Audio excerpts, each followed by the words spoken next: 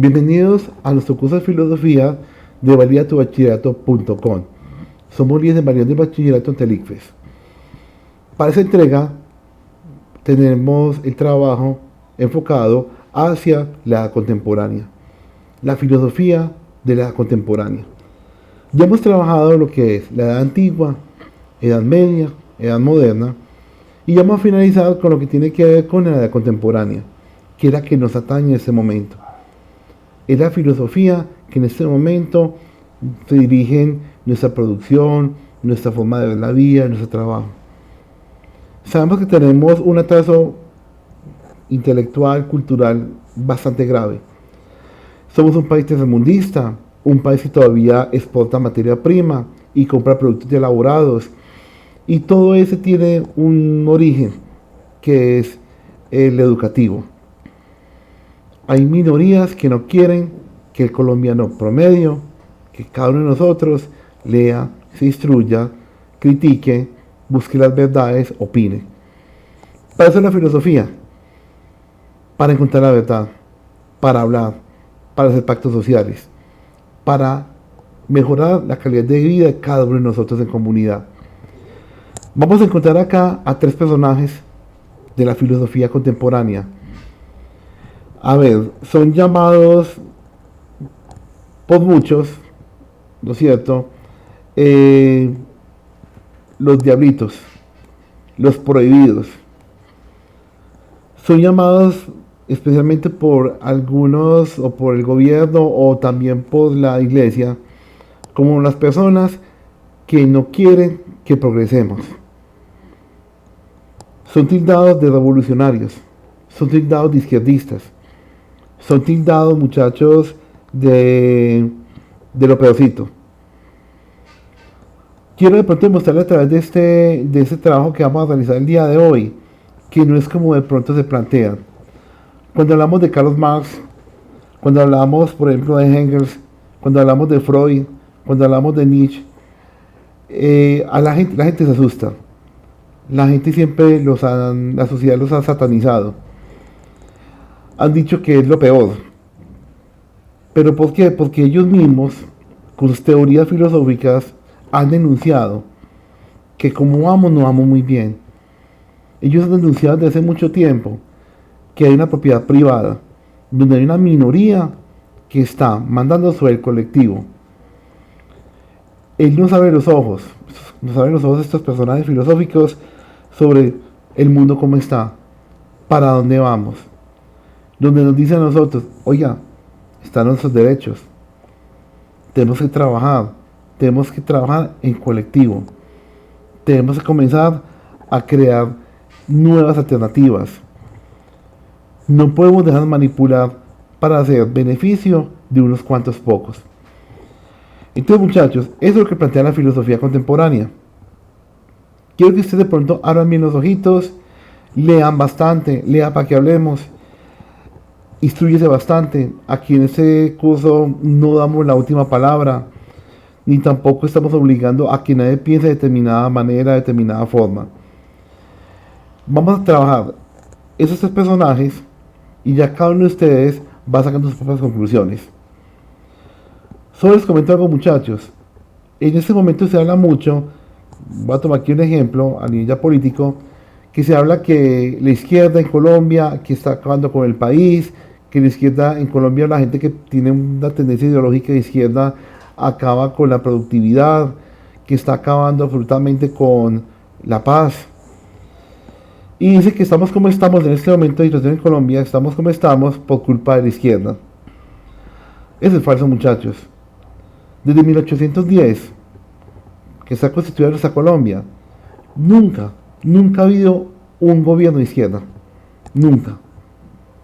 Desde 1810 hasta este presente año, siempre hemos sido gobernados por gente de derecha.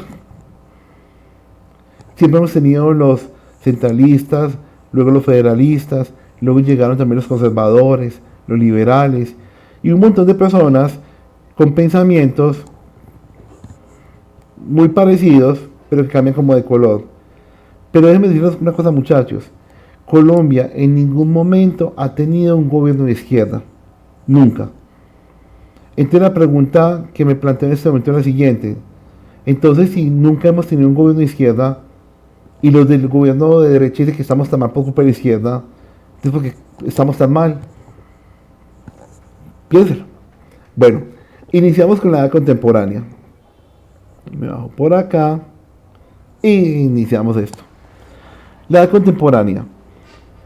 La última de las edades que se contempla en la historia incluye los sucesos acontecidos desde la Revolución Francesa hasta la actualidad, hasta ese segundo.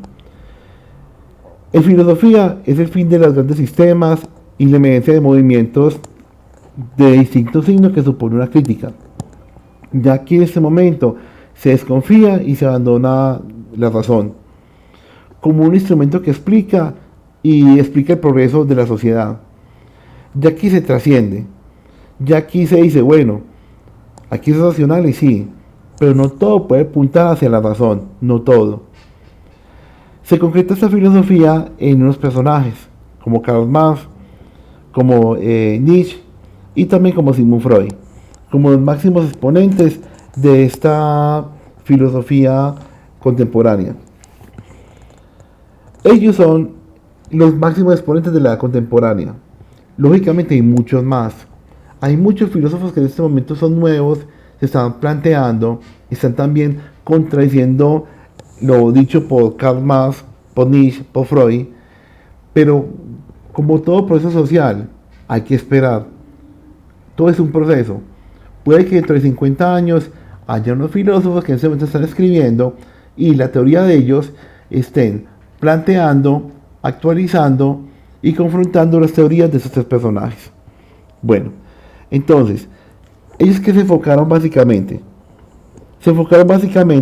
hacia las condiciones económicas, hacia las condiciones de poder y las condiciones de inconsciente de cada uno de los individuos. La preocupación de estos tres personajes fue el económico, el político y el inconsciente, el que cada uno de nosotros tiene. Bueno, entonces vamos a mirar cada uno de ellos.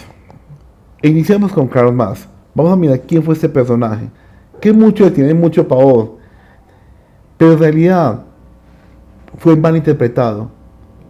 ¿Por quiénes? Por algunos políticos de América del Sur. Vamos a mirar este señor, el concepto de filosofía que tiene para la contemporánea Karl Marx.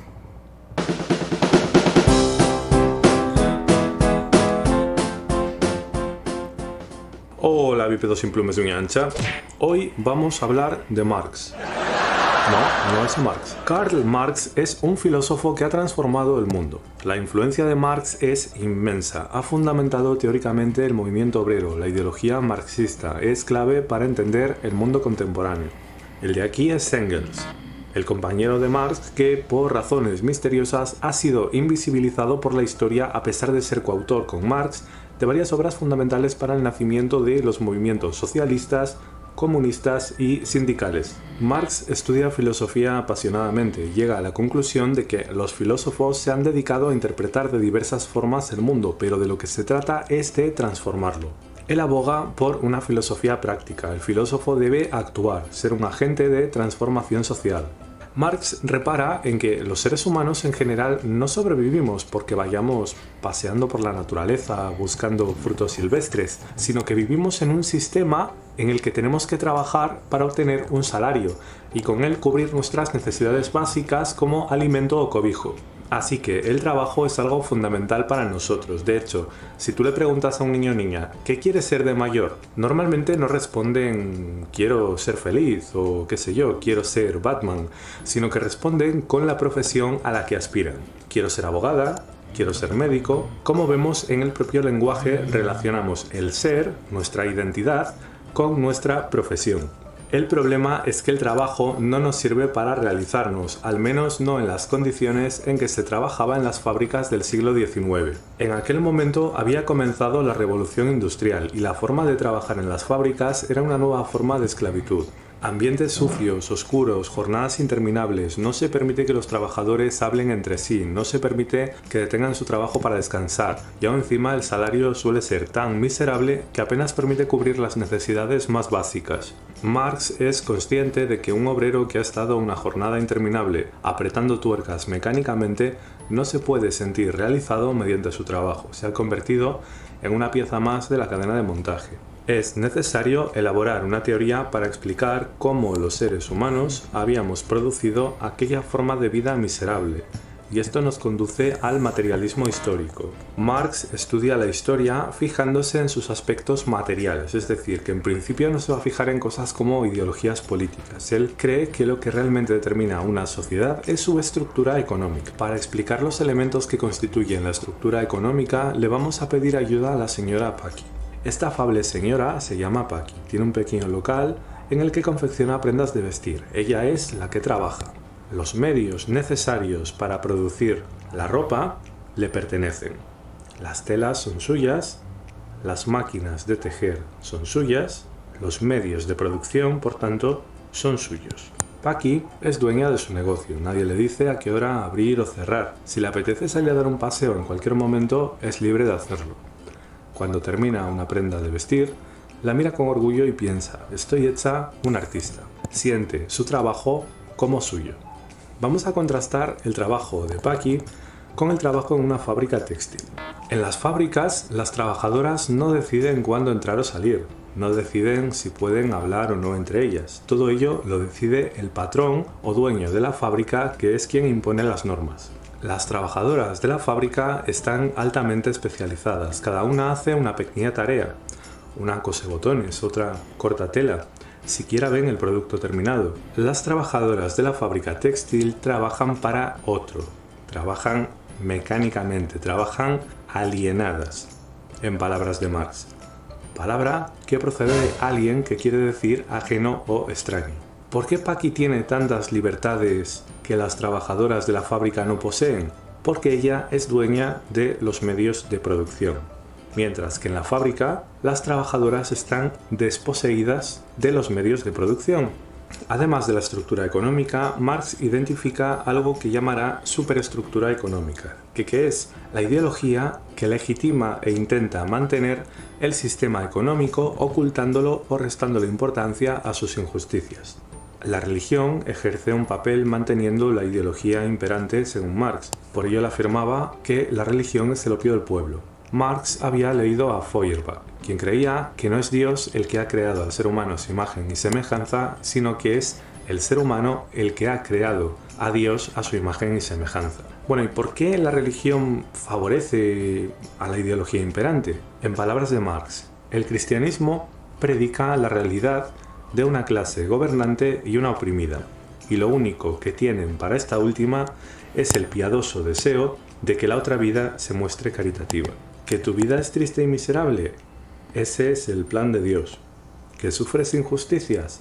Resígnate, que esta vida no es más que un mero trámite. La siguiente será mucho mejor si eres bueno y no protestas. Vamos a explicar la razón por la que Marx cree que el sistema económico capitalista es injusto a través de un ejemplo. Imaginemos que un señor monta una fábrica de calzado en un lugar donde hay bastante pobreza, porque así sabe que, aunque las condiciones de trabajo no sean muy buenas, conseguirá mano de obra barata. Este señor es el dueño de los medios de producción.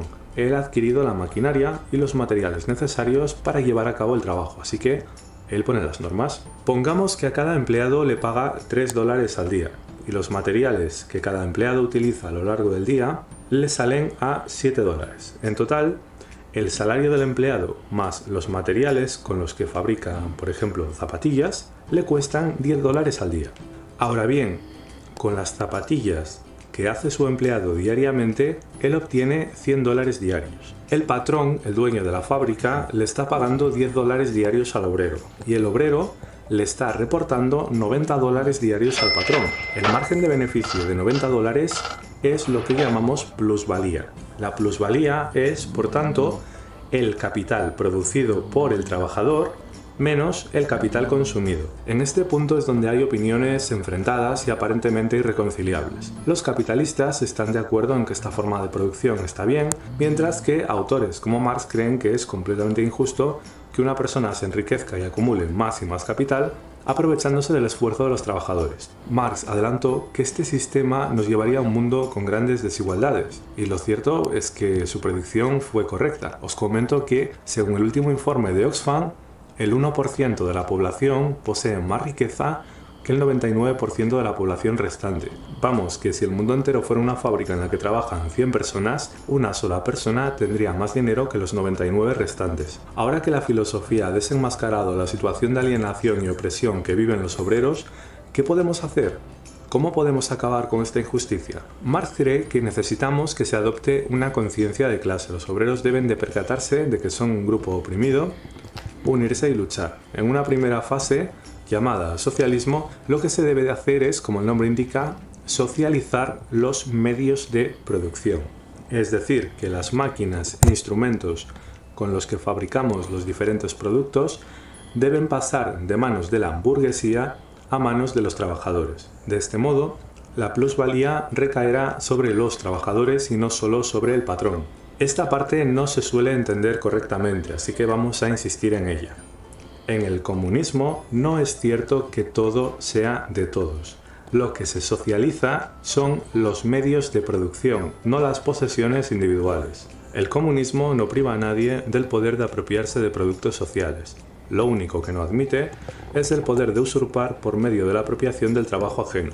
Según Marx, si alguien ha ganado dinero mediante su trabajo y su esfuerzo, sin apropiarse del trabajo de los demás, sin dominar o oprimir a nadie, no hay ningún problema en que tenga ese dinero o esos bienes. El problema no es tener propiedades, el problema es que esas propiedades que tienes las hayas conseguido mediante la explotación de los trabajadores. Dice Marx, el rasgo distintivo del comunismo no es la abolición de la propiedad en general, sino la abolición de la propiedad burguesa. Otro gran tópico es el de que Marx afirma que todo el mundo tiene que ganar lo mismo con independencia de lo que trabaje o lo que se esfuerce. En ningún momento Marx o Engels afirman semejante cosa. En la sociedad comunista que Marx propone no habría clases. Se eliminaría el Estado como instrumento de opresión. Se reconocería la igualdad de todos los seres humanos. Esto es lo que Marx defendía como comunismo.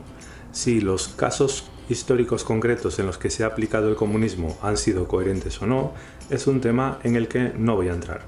Acabamos con una frase de Marx: que las clases dominantes tiemblen ante una revolución comunista. Los proletarios nada tienen que perder en ella, salvo sus cadenas, y tienen un mundo que ganar. Proletarios de todos los países, uníos. Pregunta: ¿qué es lo que hay que socializar según Marx? ¿En qué consiste la plusvalía?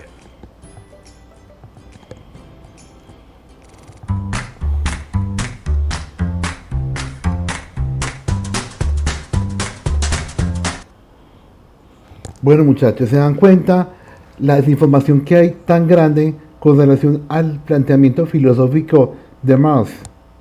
¿Se dieron cuenta? Cuando nos hablan por los medios de comunicación de Racen y Caracol del comunismo, socialismo, lo muestran como una cosa horrible. Y usted me estará preguntando, profe, sí, pero mire cómo viene en Venezuela. Tiene toda la razón. Eso quiere decir que en Venezuela han malinterpretado, han manipulado, bajo el concepto de socialismo, la teoría básica, la teoría escrita de Karl Marx.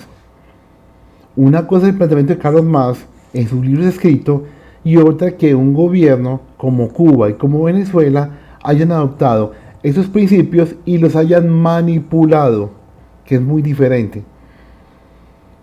El comunismo que plantea Marx, mire que es completamente diferente que está viendo en este momento Venezuela, Cuba o también la misma China,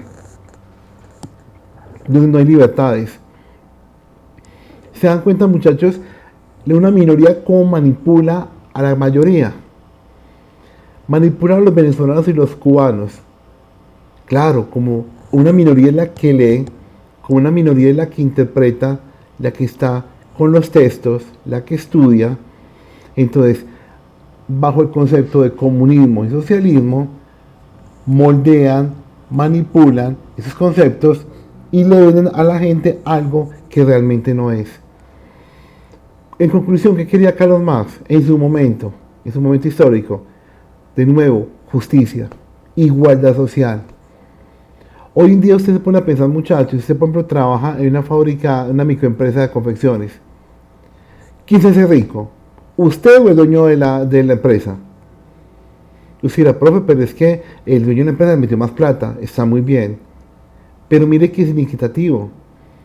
Si usted por ejemplo le pagan un día, por ejemplo, un ejemplo, voy a tomar aquí algo, usted le pagan 25.000 pesos el día. Y usted gana 25.000 pesos todos los días. Pero el dueño de la empresa, después de haber sacado costos, haber pagado impuestos, haber pagado absolutamente todo, a él no le quedan 25.000 pesos. ¿Cuánta plata le puede quedar a él? Si usted trabaja en este momento de cajera en un mini mercado, se gana 25.000 pesos el día. 8 horas dando el trabajo de su tiempo a una persona. Llegan las 8 de la noche, usted va para su casa con 25.000 pesos. ¿Con cuántos millones se va el dueño? ¿Se dan cuenta, muchachos? Y ahora viene lo otro. Llega diciembre. Usted el 24 de diciembre, ¿qué tipo de regalo le va a salir a sus hijos? Y el dueño de la empresa donde usted trabaja, ¿qué clase de regalo le va a dar a sus hijos? ¿Por qué de pronto el dueño de la empresa llega en moto, ya en automóvil? Y pues usted llega a duras penas, horrible, llega de pronto, trajeteado de pronto en metro, en bicicleta, muchas veces caminando. ¿Por qué de pronto sus hijos están en escuela pública? ¿Y por qué los hijos de él están en colegio privado? Y lo peor de todo, muchachos, en un futuro, ese señor que tiene los hijos en colegio privado va luego para una universidad privada. Y luego esos hijos van a ser los jefes de sus hijos. ¿Sí se dan cuenta? Bueno, espero que estén revolcando cada uno de ustedes, esté cuestionando, estén preguntándose muchas cosas. Espero que estén arrancando los pelos y espero que usted esté en este momento muy confrontado. Porque mire que esa fue la denuncia de Carlos Marx en esa época. Ha pasado mucho tiempo y estamos en las mismas. Vuelvo y digo, lea para que hablemos. Vamos a mirar otro personaje. Friedrich Nietzsche hablaba sobre Dios. Ese señor se fue contra Dios, con toda contra Dios. Y desde la Iglesia Católica nos dijeron que él era un ateo, que era un diablo, que era lo peor, que no creíamos en el Señor. ¿Y qué loco es la crítica de él? Bueno, vamos a mirar primero el video. Usted va a sacar conclusiones y se van a dar cuenta que hay gente que no quiere o no les interesa o no quieren mostrar lo que este señor pretendía como filósofo con relación a Dios.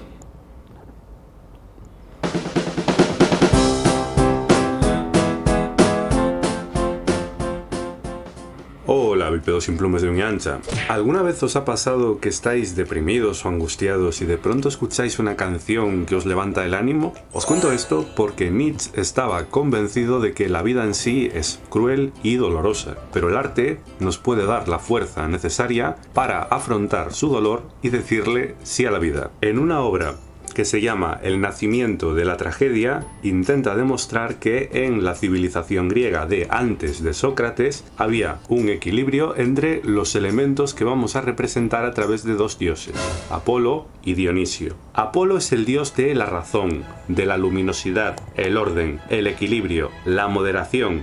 Seguro que conocéis a alguna persona muy moderada que se levanta cada día puntual a las 7 de la mañana, cumple todas las normas escrupulosamente y siempre piensa antes de actuar. Esa persona podríamos decir que es apolínea, es decir, que se acerca a los valores que representa el dios Apolo. Pero, ¿qué hay de los que de moderados no tienen nada? Los que están toda la noche de fiesta, hacen lo que quieren, cuando quieren, sin pensar demasiado en las consecuencias. Estas personas serían más bien dionisíacas. Dionisio es un dios que representa el desenfreno, la locura, la voluntad irracional o la embriaguez. ¿Por qué os estoy contando esto?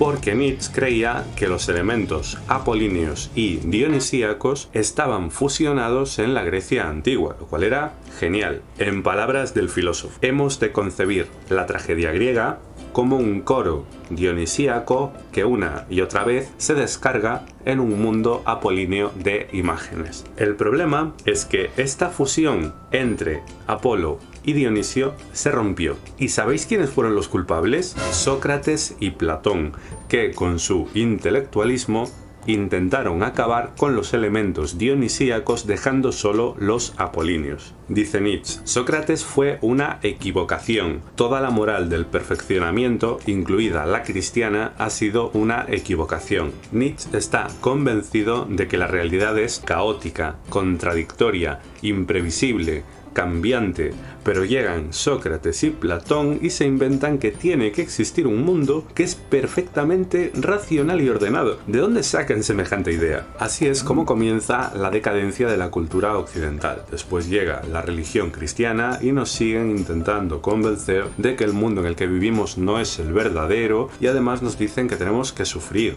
y resignarnos. ¿Para qué? Pues para ir a otro extraño mundo que nadie conoce. Nietzsche fue un filósofo muy crítico, lo llaman el filósofo del martillo. Viene decidido a golpear las teorías infundadas en las que se basa la cultura occidental. El filósofo alemán nos invita a recuperar el instinto dionisíaco, a amar la vida, a disfrutar de nuestra vida terrenal, y nos trae un mensaje que le romperá los esquemas a muchas personas. Dios ha muerto. Nietzsche utiliza en sus obras al personaje Zaratustra, que es el primer creador de una religión monoteísta. El Mesías viene a darnos un nuevo mensaje. Muertos están todos los dioses. Ahora queremos que viva el ultrahumano. El cristianismo ha envenenado a la humanidad ofreciéndonos una moral de esclavos, de resentidos. Nos piden que suframos, nos piden que nos resignemos, pero no os preocupéis, no hay razón para seguir sufriendo. La muerte de Dios nos liberará. Ya podemos cortar las cadenas de lo sobrenatural, cadenas formadas por falsos valores y falsas ideas. ¿Qué ha hecho el cristianismo sino defender todo lo que es nocivo para el ser humano? Algunos os preguntaréis si Nietzsche odiaba al personaje de Cristo. En realidad no, pensaba que Cristo fue un hombre noble que nos indicó cómo hay que vivir, pero cuando él murió, el Evangelio murió con él. Una vez que nos libramos de las cadenas del cristianismo, nos encontramos con el abismo de la nada. Todo aquello que creíamos cierto ha resultado ser una farsa. En un primer momento aparece en nosotros un estado psicológico denominado nihilismo. Nihil quiere decir nada. Estamos solos, perdidos, sin valores preestablecidos, sin valores absolutos. No hay ninguna estructura racional y universal en la que podamos apoyarnos. Dios ha muerto y nosotros le dimos muerte. ¿Cómo consolarnos nosotros, asesinos entre los asesinos? Lo más sagrado, lo más poderoso que había hasta ahora en el mundo, ha teñido con su sangre nuestro cuchillo. ¿Quién borrará esa mancha de sangre? Llegados a este punto, Nietzsche nos propone que nos empoderemos y seamos capaces de superar el nihilismo pasivo creando nuevos valores. Cuando consigamos librarnos de las cadenas e inventar nuestros valores, cuando hayamos dejado de lado la moral del rebaño y nos reinventemos y decidamos abrazar la vida, entonces nos habremos convertido en ultrahumanos. Nietzsche utiliza el término que veis en la pantalla y que no pronunciaré para que la embajada alemana no me denuncie. Se suele traducir como superhombre, pero el prefijo alemán significa más bien superior o más allá, y esta palabra no tiene marcas de género, por lo que recomendamos que se traduzca por suprahumano o ultrahumano. Para pasar de seres humanos corrientes a ultrahumanos, debemos de pasar por tres fases, que Nietzsche simboliza con un camello, un león y un niño. El camello,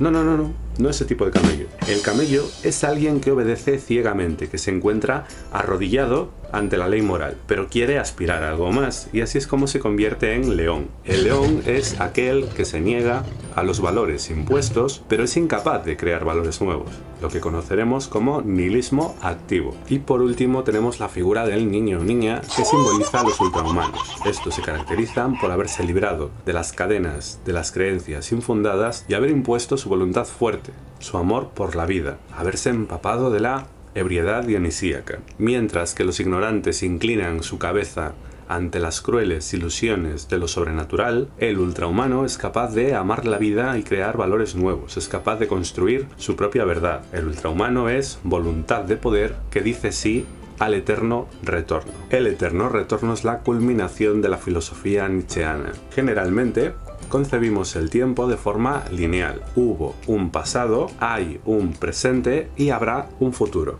Fijaos que hasta la gramática se ajusta a este esquema. Las propias palabras nos condicionan y nos hacen pensar así. Pero, ¿y si este esquema lineal no fuera acertado? Fijémonos en el modo en que se mueve la Tierra alrededor del Sol. En este movimiento circular, ¿cuál diríais que es la línea de salida y cuál la meta? Ah, espera, es que es un movimiento circular. Quizá no haya una salida ni una meta. Quizá simplemente el tiempo sea un dar vueltas y más vueltas, un movimiento que se repite una y otra vez eternamente, un eterno retorno. El eterno retorno se suele entender en el sentido cosmológico que acabamos de presentar, pero podría entenderse de otro modo, a mi parecer mucho más interesante. Imagínate que tu vida se va a repetir durante toda la eternidad una y otra vez. Tu vida es como una película que se va a repetir segundo a segundo en un bucle infinito. Teniendo en cuenta esto, ¿cómo te gustaría vivir? Este experimento mental puede ser una poderosa forma de invitarnos a vivir de tal modo que no nos intimiden los infinitos retornos.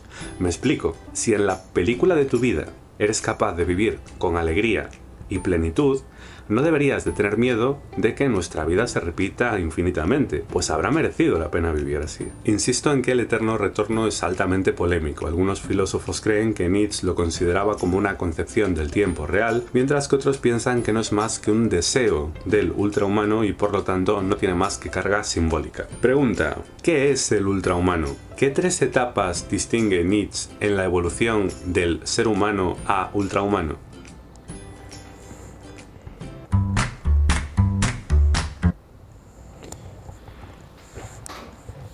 Bueno, muchachos, miren que muchos de ustedes están pensando muchas cosas. Muchos de ustedes de pronto están confrontándose. Profe, no entiendo todavía, ¿cómo así? Entonces, él mató a Dios, él es malo. ¿Él qué tipo de persona es? Bueno, vamos a mirar primero este video y luego les voy a comentar en sí qué representa esta frase de Dios ha muerto. Nietzsche es uno de los filósofos más importantes de todos los tiempos. Su vida, sus ideas, su forma de escribir han impactado de tal modo en todos los pensadores que lo sucedieron, que al día de hoy no hay ni un solo filósofo, sociólogo o pensador serio que lo pueda ignorar. Nietzsche nació en Prusia el 15 de octubre de 1844 y es considerado uno de los maestros de la sospecha, según la clasificación del filósofo francés Paul Ricoeur. Provenía de una familia con fuertes raíces religiosas. De hecho, su padre era pastor luterano. Nietzsche estudió teología, filología y filosofía. No es fácil lograr una sistematicidad en el estudio de Nietzsche, ya que su escritura era básicamente aforística. Quien lee sus libros se encuentra con un autor que dice frases, que escribe párrafos o bien redacta historias. Esto hace bastante arduo el trabajo de quien lo quiere investigar, y pretender extraer conceptos acabados en su filosofía no es tan fácil. Por lo tanto, lo primero a lo que tenemos que renunciar a la hora de leer a Nietzsche es rotularlo. Es imposible rotular a Nietzsche. En este video nos centraremos en la expresión Dios ha muerto y en qué significa el nihilismo. En los restantes videos de animación que haremos con Filosofía en Minutos, explicaremos los restantes conceptos nietzscheanos que complementan a esta iniciación. Siempre que se habla de Nietzsche, se habla de nihilismo, pero atención, es un error afirmar que Nietzsche era un nihilista. Nihilismo es una palabra que deriva del latín y significa afirmación de la nada.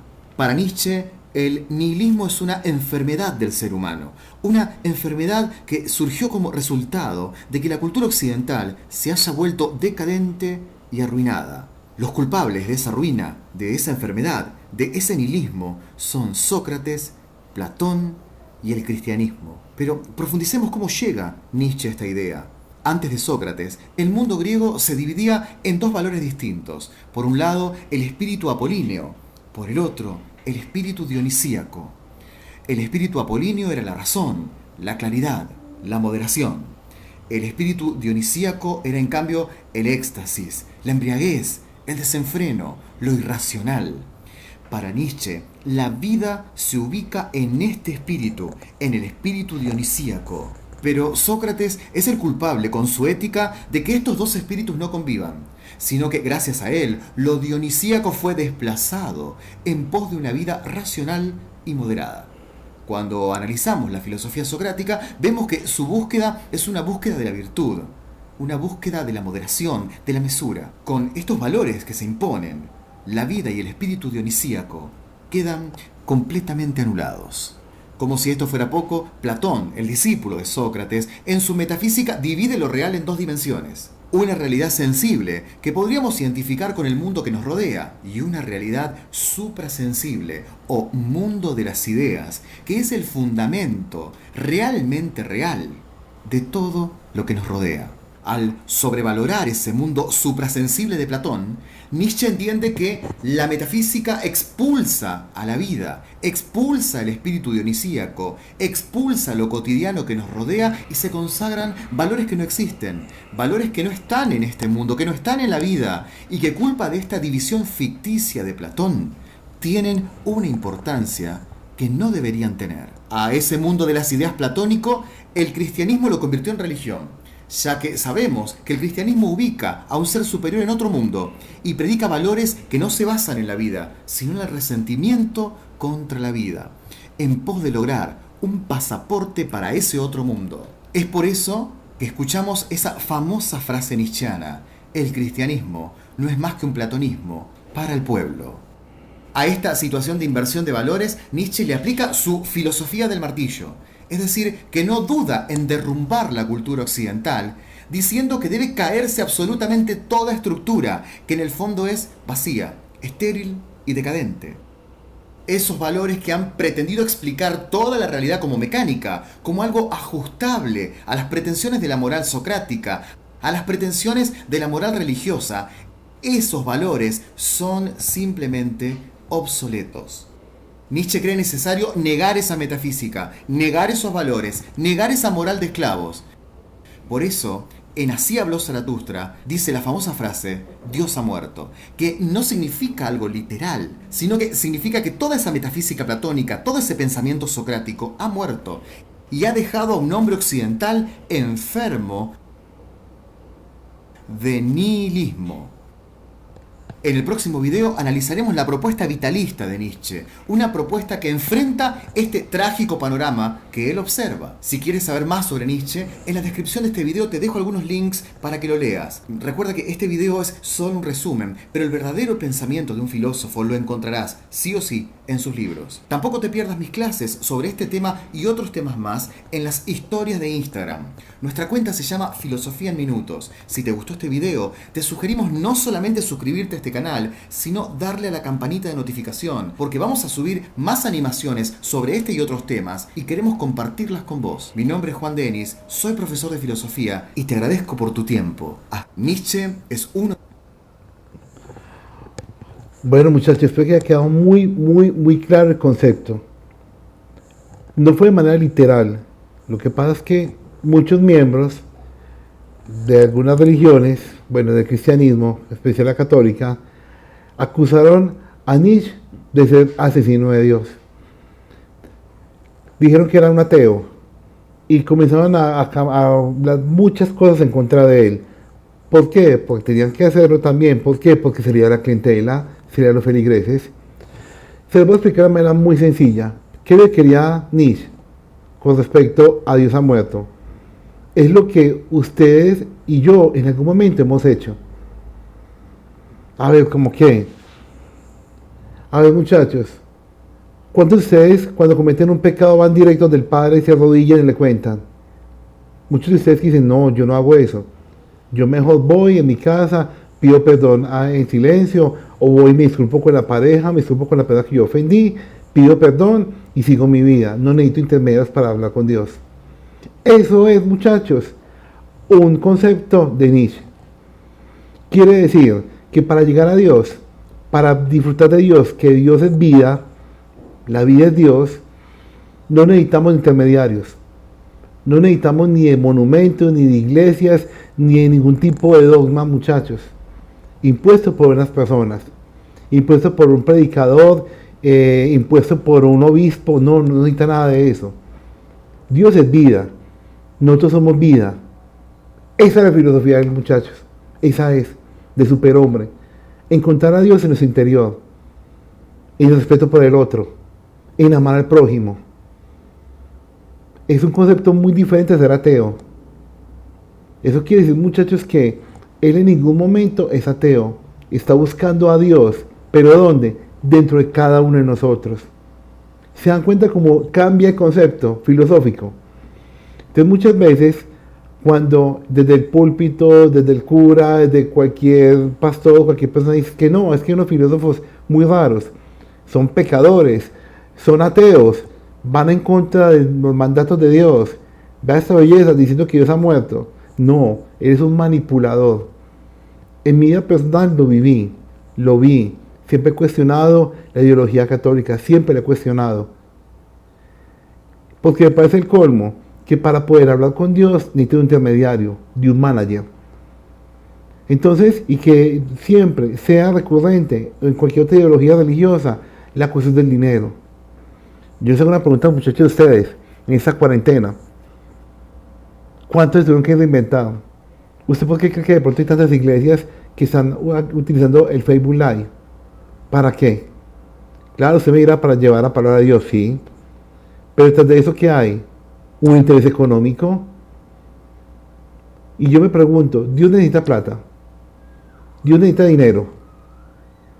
¿Dios necesita que usted se prive de sus cosas para darle el diezmo al pastor o a la persona encargada del culto? ¿Dios necesita eso? No. Porque Dios es vida. Como Dios es vida, yo soy vida. Dios está en mi corazón. Dios está en el actuar responsable, respetuoso que yo tengo hacia el otro. Eso es lo que decía, muchachos, Nietzsche. Ya para que hablemos. Bueno, y continuamos con Sigmund Freud. Sigmund Freud se dio cuenta que lo que llamamos alma es una construcción progresiva que se inicia desde pequeños. Todo lo que somos en este momento, como adultos, fueron originados en una niñez. Es algo muy complejo. Él fundó la escuela de psicoanálisis. Te explica el porqué de las cosas. Les voy a colocar este ejemplo muy sencillo. Cuando usted de pronto se olvida algo, se va a visitar un amigo, una amiga, a alguien. Usted, por ejemplo, se le queda el celular, se le queda una sombrilla. Cuando usted se despide y se va, eso hecho que se le quedó un objeto, en el forma inconsciente, quiere decir que estaba contento allá, estaba amañado y necesitaba una excusa para volver. Usted no lo hizo en forma consciente. Ahí aparece el inconsciente. ¿Se dan cuenta, muchachos? El inconsciente.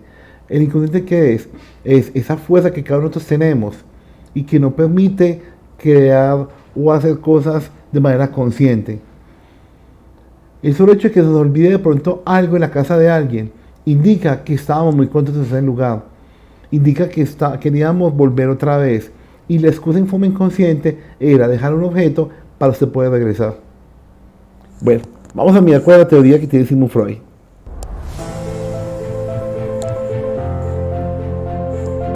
Bienvenidos a nuestra clase de hoy en la que vamos a tratar unos conceptos freudianos muy interesantes y que normalmente cualquiera que se acerque a la psicología o tenga una especie de cultura general debe conocer.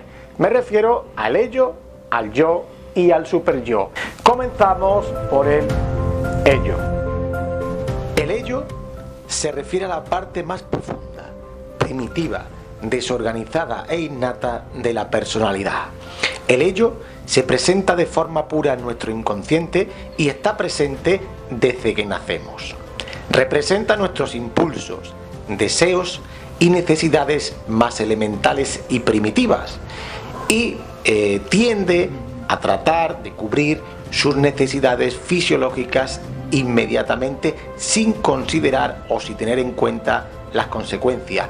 Por ejemplo, cuando un bebé recién nacido llora, lo hace para que satisfagan sus necesidades, para que le presten atención. Es como definió Freud, una reserva de energía psíquica inconsciente que lucha todo el tiempo por satisfacer impulsos básicos como la agresividad, la supervivencia o la reproducción.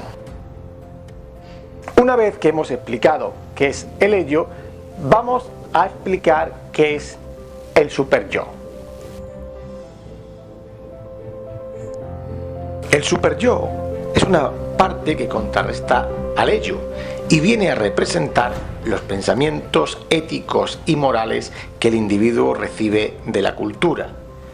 Es decir, que el superyo es todo lo que nos viene externamente impuesto por la sociedad relacionado con la ética y con la moral. El individuo no tiene el superyo desde que nace, sino que comienza a ser consciente de este superyo, según Freud, desde los 4 o los 5 años. Y este superyo surge como una consecuencia de la internalización de la figura del padre como el resultado de la resolución del complejo de Edipo. Una vez que hemos explicado el superyo, vamos a explicar el tercer concepto, el yo. El yo lo podríamos definir como el gran mediador entre el superyo y el ello. Tiene como fin cumplir de manera realista los deseos y demandas del ello y a la vez conciliarlas con las exigencias del superyo. Todas las acciones ejecutadas son analizadas por este yo, amenazando con el castigo en caso de incumplimiento.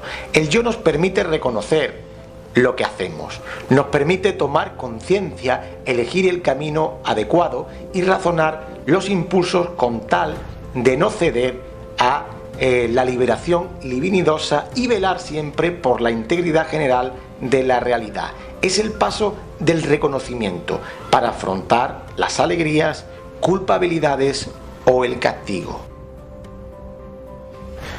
Bueno amigos, espero que te hayan quedado claros estos conceptos de la psicología freudiana.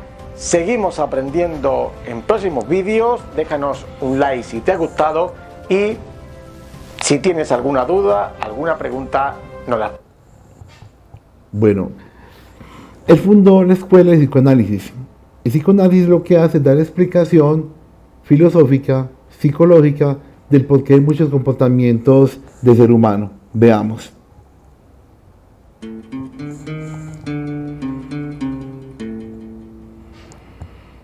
Dentro de la teoría del psicoanálisis, Sigmund Freud propuso que la personalidad de una persona es el resultado de las relaciones existentes entre tres entidades que cohabitan en nuestra psique: el ello, el yo y el superyo.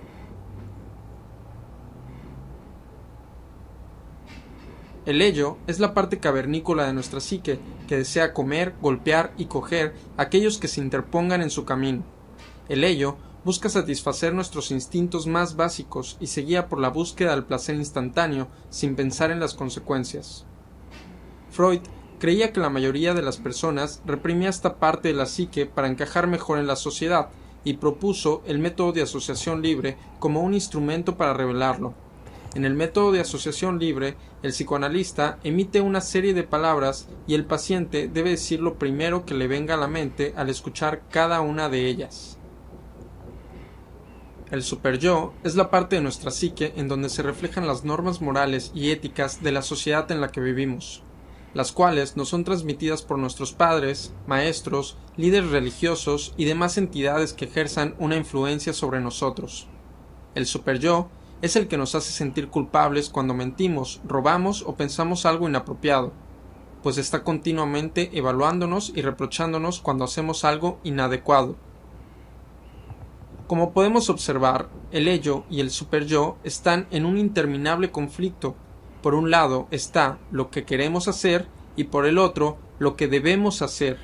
Y allí, entre ellos dos, está el yo. El yo es el intermediario entre el yo y el superyo.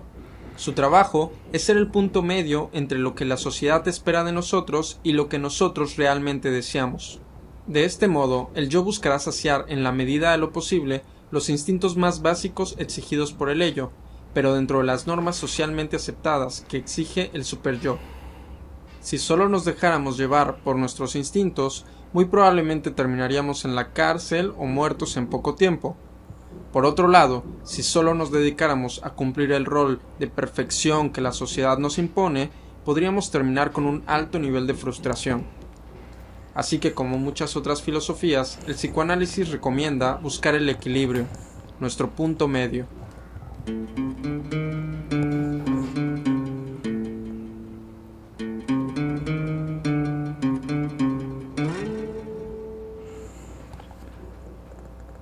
Bueno muchachos, entonces, para resumir, tenemos en cuenta que durante la edad contemporánea estos son los tres filósofos más importantes que hay hasta la fecha.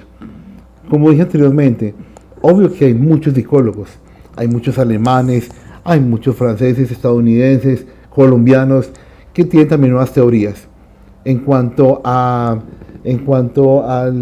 devenir pues, del hombre. Hay muchas fuentes filosóficas. Posiblemente dentro de 30 años, 50 años, esas teorías van a ser superadas por otros filósofos con unas teorías actualizadas. No olvidemos, muchachos, que se marcaron dentro de un espacio y un tiempo determinado. Recuerden que estos personajes vivieron en una época donde comenzó el capitalismo, comenzó a fomentar una sociedad diferente, un poquito más simple que la que nosotros conocemos en este momento, y con un pensamiento que se fue creando. Ellos, ¿qué fue lo que nos dieron? Nos dieron las luces de lo que iba a pasar con el mundo que en este momento estamos viviendo. Se habló de las injusticias, violación de derechos humanos, irrespeto, individualidad. Ellos habían expuesto todos esos momentos, todos esos elementos que se iban a dar posiblemente si ellos seguían los consejos que ellos como filósofos estaban otorgando a la sociedad. Se está dando este momento. Este fue el recorrido, muchachos. Yo prendo un momentico la cámara. Este fue el recorrido por toda la historia de la filosofía.